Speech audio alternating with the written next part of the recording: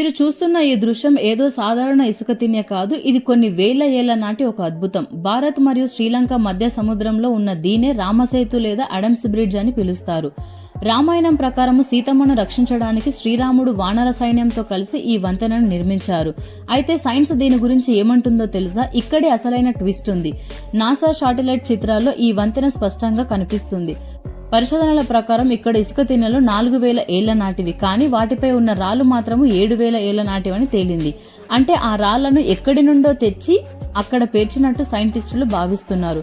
మరో ఆశ్చర్యకరమైన విషయం ఏంటంటే ఇక్కడి రాళ్లు నీటిపై తేలుతాయి. వీటిని ఫ్యూమిన్స్ రాళ్లు అంటారు. ఇవి అగ్నిపర్వతాల నుండి వస్తాయి, కానీ ఈ ప్రాంతంలో ఎక్కడ అగ్నిపర్వతాలు లేవు. మరి ఈ రాళ్లు ఎక్కడి నుండి ఎలా వచ్చాయి? ఇంకొక మిస్టరీ ఏంటంటే 15వ శతాబ్దం వరకు ప్రజలు ఈ వంతెన పైన నడిచి వెళ్లేవారట. 1480లో వచ్చిన ఒక భారీ తుఫాను వల్ల ఈ వంతెన సముద్రంలో మునిగిపోయింది. 30 కిలోమీటర్ల పొడవున ఈ నిర్మాణం నేటి ఇంజనీర్లకు ఒక సవాలుగా మారింది. వానర శిల్పాలైన నలుడు, నీలుడు కలిసి దీన్ని కేవలం 5 రోజుల్లో పూర్తి చేశారని పురాణాలు చెబుతున్నాయి.